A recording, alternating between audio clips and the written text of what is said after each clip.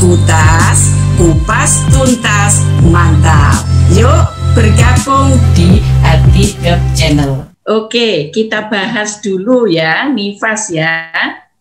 Tadi sudah disampaikan oleh Ibu Bidan Cantik.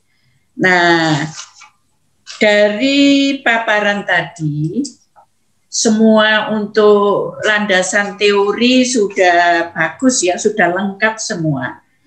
Saya akan memberikan masukan ke asuhan kebidanan dengan tadi Ibu Nifas dengan preeklamsi ya.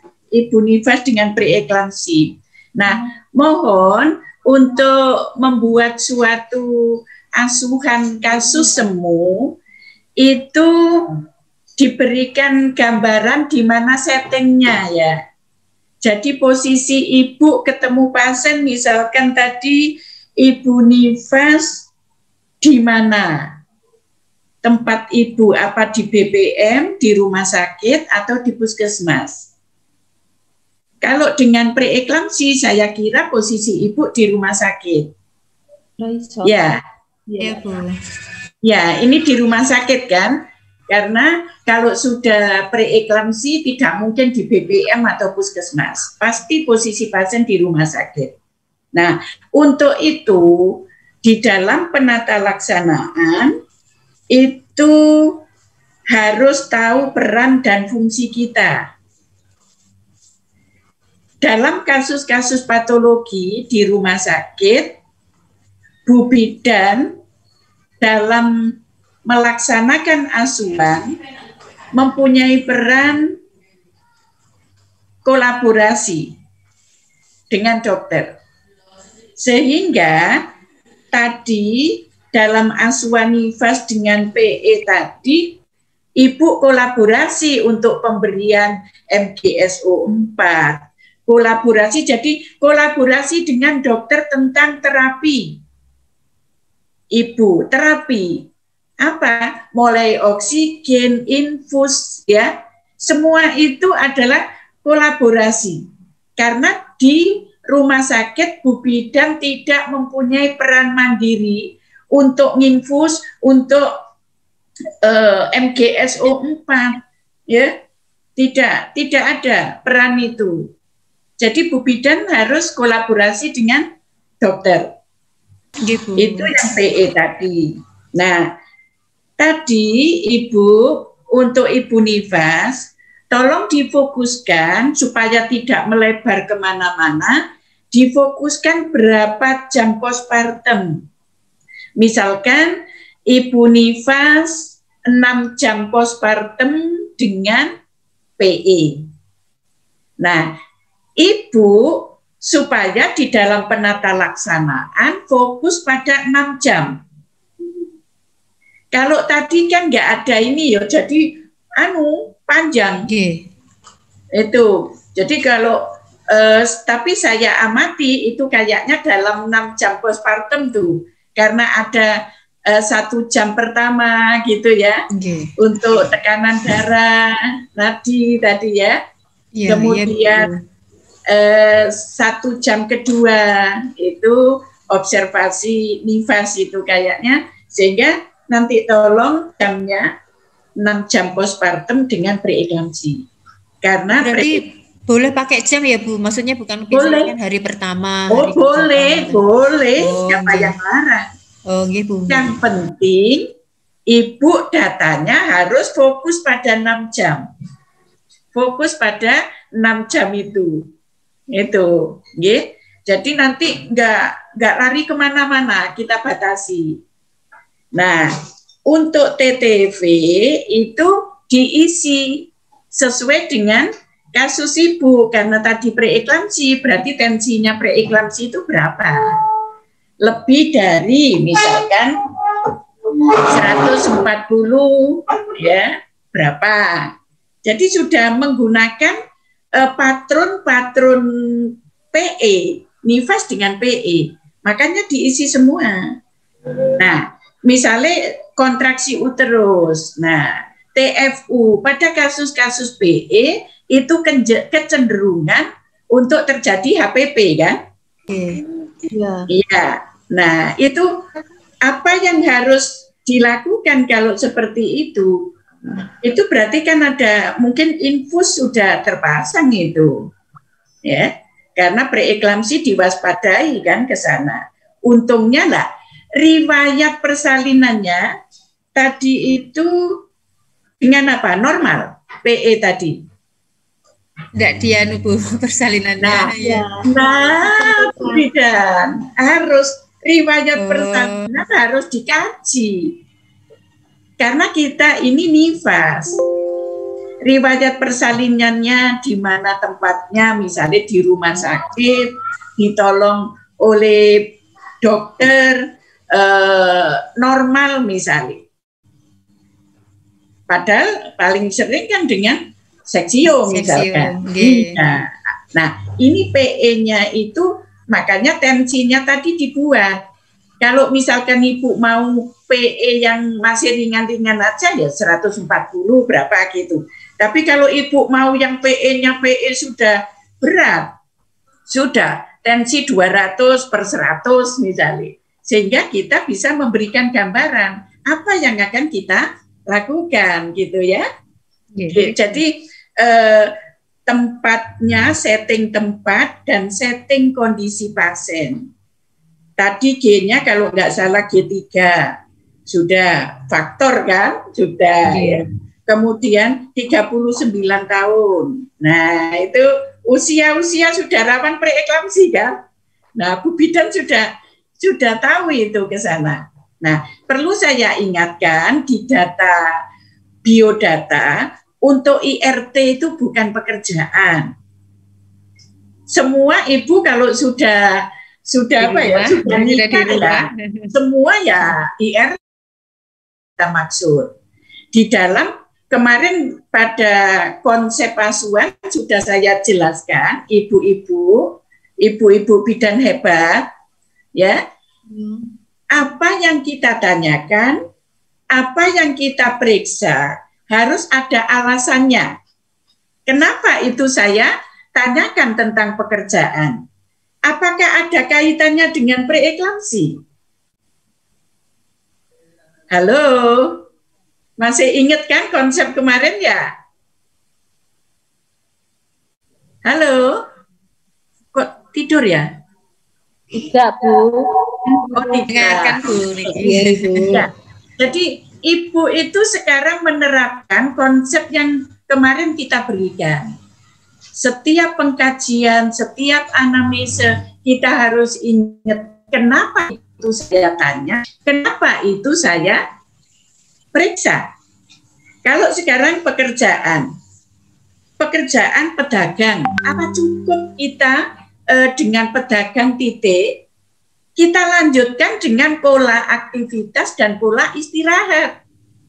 Tadi kan nggak ada di gambaran askepnya ya. Pola istirahatnya dia berdagang itu di mana? Maaf, saya pernah ada kasus PE, dia ini pedagang di Pasar Keputran. Dia itu malam nggak tidur karena dia dagangnya malam. Kerjanya berdiri, banyak berdiri dibanding duduk. Itu harus diungkap di dalam aktivitas dan tidur. Sehingga kita tahu aktivitas tidurnya cukup enggak? Ada enggak ke proses untuk ke preeklamsinya? Gitu ya.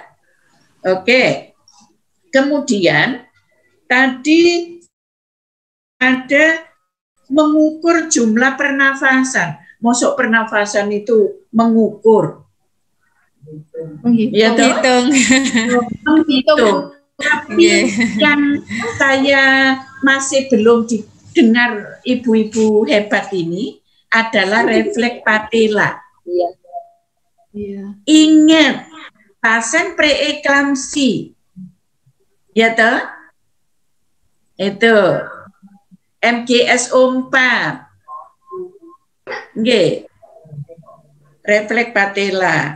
Kemudian Ibu kalau melihat tadi Ibu memaparkan tentang teori, sebenarnya kalau teorinya itu ibu hamil ada preeklamsi, postpartum itu jarang. Tapi bukan berarti jarang itu kita tidak waspada. Itu ya. Makanya untuk mendukung data yang akurat, mohon ibu-ibu untuk diperhatikan alat yang digunakan. Akurasi alat, contohnya tensimeter. Tensimeter tidak bisa tensimeter 100.000 akurat. Ya harus tensimeter yang terstandar, di tera. Jangan-jangan tensinya yang error, akhirnya pasiennya semua darah tinggi. Ini yang perlu saya ingatkan. Kemudian timbangan berat badan, karena preeklamsi nanti kaitannya juga dengan kenaikan berat badan dan sebagainya. Indeks massa tubuhnya. Sehingga kita sekarang untuk menyikapi itu tidak serta-merta bahwa semua ibu hamil misalkan kenaikan berat badannya sekian sama, makannya harus banyak semua sama, tidak. Kita harus memperhatikan indeks massa tubuh. Nek pasien ini wis gemuk, indeks massa tubuhnya wis over, ya, weight, apakah sama dengan yang kurus? Nah, ini mindset Bu Bidan hebat harus sudah mulai. Ini mindsetnya ini. Kalau dulu hamil misalkan makan harus 2 kali karena ada bayeknya. Apakah teori itu masih berlaku? Kita melihat IMT-nya. Ini kaitannya dengan preeklamsi tadi. Ibu tadi menanyakan apakah ada pusing, nyeri kepala yang hebat. Pusingnya, nyeri kepala itu di mana? Terutama di frontal, Bu, kalau preeklamsi. Ya enggak, di batuk. Dipakai istirahat, tidak menurun. Bahkan, saking pusingnya, Bu, ibu yang preeklamsi itu sampai mual muntah. Itu kan? Nah, ciri-ciri seperti itu Bu Bidan hebat harus bisa ngerings gitu ya. Dan kuncinya preeklamsi itu Ibu sebenarnya adalah di pembuluh darah. Pembuluh darah kasus preeklamsi itu terjadi kekakuan dan kebocoran. Oleh karena itu berdampak kemana-mana. Karena pembuluh darah berada di seluruh tubuh. Kalau pembuluh darah kaku, pembuluh darah bocor, bagaimana? Akhirnya apa? Impending eklamsi, Ibu tahu. Kalau sudah ada nyeri ulu hati, berarti heparnya sudah kena. Kalau sudah matanya berkunang-kunang kabur, ya, semua dianggap hitam gitu ya, hati-hati. Berarti pembuluh darah mata. Kalau sudah pusing, nyeri kepala hebat, berarti pembuluh darah otak. Kalau kencingnya sudah tidak karuan, berarti ginjalnya kena. Karena preeklamsi itu bisa menyerang ke seluruh organ. Untuk itu makanya kita bidan bagaimana bisa mendeteksi. Dan gitu ya. Oke ya Bu, kuncinya itu ada di pembuluh darah itu Bu. Kenapa bisa bocor Bu? Jadi cairan yang intrasel, ekstrasel itu campur. Ini bidan hebat loh, bidan ahli. Jadi anesnya sampai ke sana. Kenapa yo? Yang namanya ibu dengan preeklamsi Bu, itu sudah kolaborasi banyak pihak. Mulai bidan, dokter SPOG, kemudian dokter saraf, dokter mata, dokter penyakit dalam, tumplek-plek jadi satu. Itu. Dan bahwa eklamsi peran psikologis juga sangat besar. Saya pernah mengalami kasus itu di Dr. Sutomo. Setelah diobati, tensinya tinggi diturunkan, MGSO4 diberikan, kenapa tidak ngefek? Ibu ini pendekatannya adalah biopsikososial spiritual kultur. Setelah saya dekati, Bu, dia itu mau pulang bisa bayar rumah sakit. Kayak ono obat juga isok mudun, Bu. Karena dia pikir bayar rumah sakit. Kita harus peka. Biopsikososial spiritual kultur itu. Ini kasus eklamsi itu unik kali. Saya belajar 1 semester DW, Bu, preeklamsi tok itu. Itu dampaknya bisa ke ibu, kematiannya bisa ke janin.